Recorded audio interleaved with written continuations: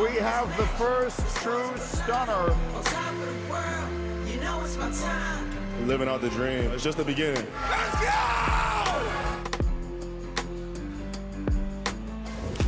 32 dreams coming true last night. Back here on Get Up, the Eagles trading up 3 picks from with their division rival, the Cowboys, to draft USC wide receiver Makai Lemon. Lemon could now be the eventual replacement for A.J. Brown, who's likely to be traded after June 1st. That's not where the drama ends, though. Lemon confirmed that he was actually on the phone with the Steelers, who were about to be on the clock at pick 21 when a call came in from the Eagles saying they had traded up to take him. Always drama surrounding Howie Roseman on day one. He cannot just sit still, which is a good thing for many Eagles fans considering what he's done in the first round. Schrager, what's your reaction to the Eagles trading up for Lemon there? When Ian Rappaport had that report on the NFL Network broadcast and it went on viral on Twitter, I was doing the McAfee show, and I'm like, this seems a little bit like WWE and theatrics. The more you hear about it, it sounds like it's true. It sounds like the player was on the phone with the Steelers, Makai Lemon, but the pick hadn't been submitted yet. And they were like, well, the Cowboys aren't taking a wide receiver. They were having the conversation.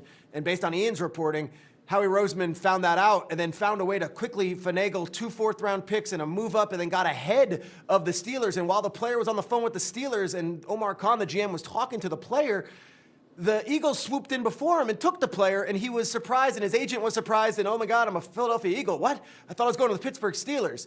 The Steelers, though, don't feel like they missed out on Jerry Rice right now. They also had their pick, the Arizona State tackle, very high on their board. So much so that Bill Cowher and Pat McAfee and those guys were at the Steelers facility yesterday, and they're saying all they were talking about was the Arizona State tackle and if he would be there. So, did Howie Roseman make a canny move and do some real great acrobatics here and get Makai Lemon? Yes. Did the Steelers become the big losers of the night by not getting Makai Lemon?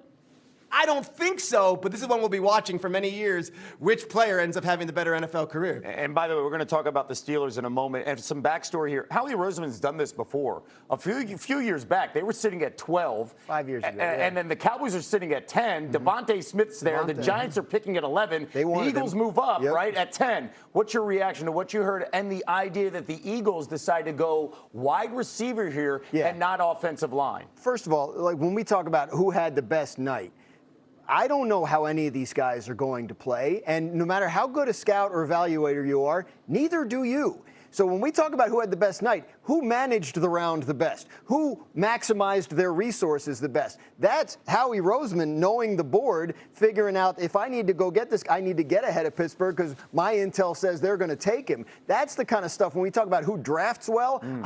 Pick the right players, sure, but that's a crapshoot. And when you can maximize your resources and move around the board nimbly, that's called good drafting. In terms of wide receiver, I expected, based on what I had heard, the Eagles to come out of the first round with a trenches player, maybe an offensive lineman. But obviously, Makai Lemon was much higher on their board than these spots, 2023 in the draft. So the opportunity to move up and get him at a relatively low cost was one they couldn't pass up, especially because it sounds like they're going to be trading A.J. Brown to probably the New England Patriots after June 1st when the cap hit eases out for the Eagles. So this is a player they had rated much higher on their board than where they took him, at a position where they're going to have a need. Good move. Neek, I love the pinstripe, so the fit was good, but do you like the actual fit on the offense with this team, Makai Lemon? Not as much. So I understand that they need to replace the receiver, but if you think back to the best versions of the Eagles offense, it's not when they had two really great receivers, it's when they had a dominant offensive line.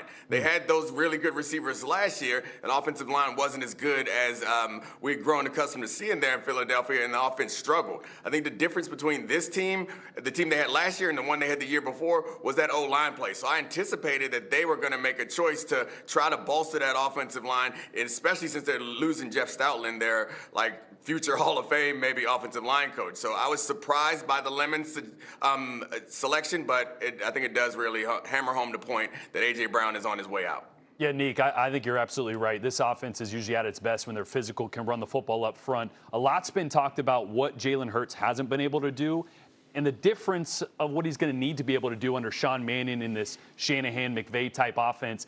He's going to need to be able to attack the middle of the field, and he hasn't been able to do that. Great nugget from Hembo.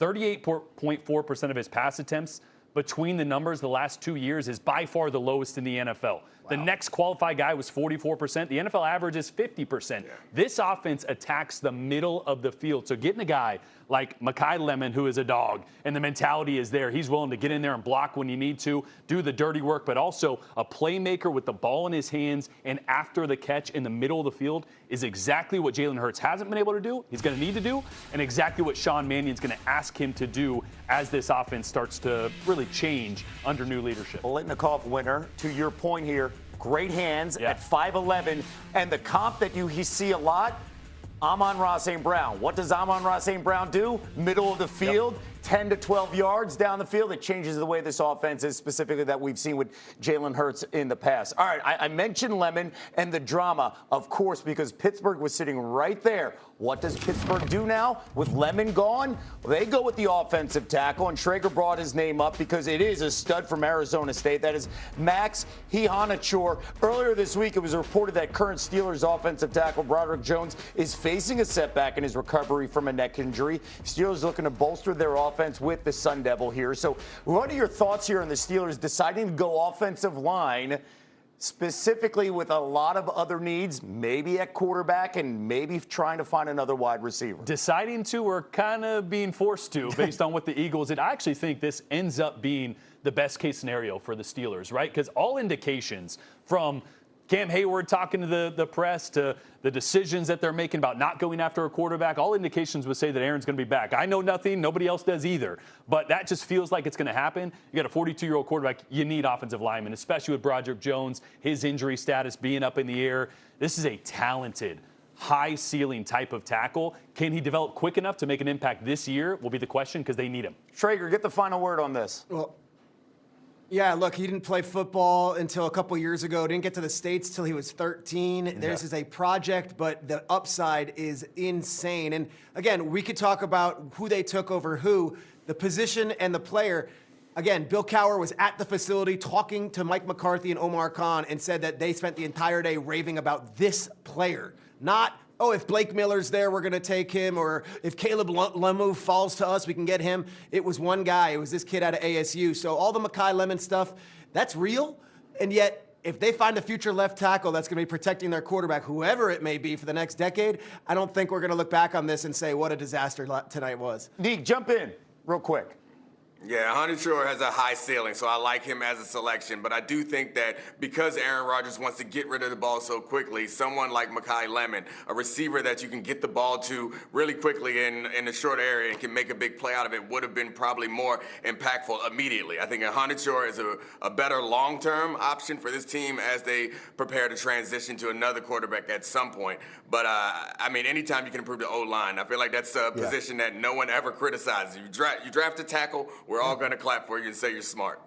Yeah, never going to criticize a team picking in the 20s for going offensive line. You need 10 or 11 of them to get you through a season. You got to maximize your chances of success and minimize risk, and the stats all say that's the best way to do it. Okay, all right. And go figure it was the Eagles who passed on an offensive lineman, something that's been their trademark, especially in that first and second round. The Cowboys went line, but they went defensive line in the 20s.